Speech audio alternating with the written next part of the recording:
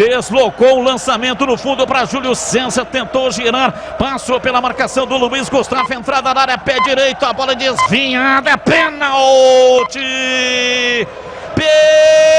Penalidade máxima para o Guarani bater. Vai tomando posição Giovanni Augusto, não sai da área, com as mãos na cintura, vai para a bola, o meu coração está pedindo gol. Giovanni Augusto respira fundo, partiu, pé direito, bateu, é gol!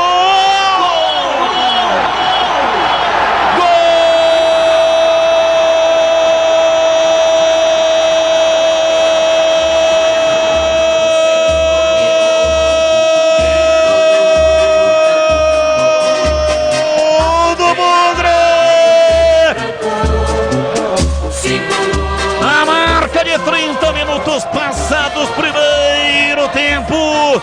Giovanni Augusto com imensa tranquilidade. Partiu, bateu de perna direita. Jefferson Paulino adivinhou o canto, pulou. Mas a bola veio forte com intensidade. Bateu no fundo do gol do Santo André. E fez chuar na bola parada. Giovanni Augusto estufou a rede. A bola gosta de rede. É de rede que a bola gosta. Bola no fundo do gol e a torcida vibra. Vibra da pele até o osso. 2-0, reflete as vibrações, química, o sentimento, a atmosfera do jogo no estádio Brinco de Ouro. A torcida faz a festa, hoje sempre Guarani.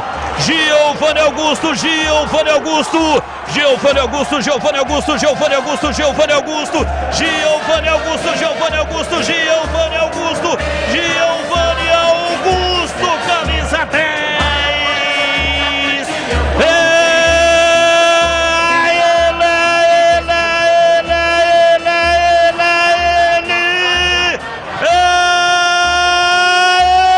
Ele, o autor do gol, amplia no Brinco. Guarani 2, Santo André 0, e o detalhe no gol é seu Marcos Luiz.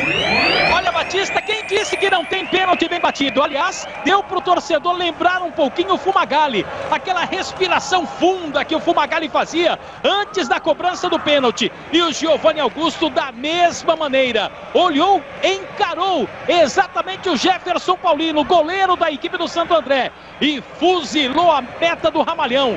Um belo gol no estádio Brinco de Ouro. Giovanni Augusto foi na rede. 2-0, Guarani está vencendo.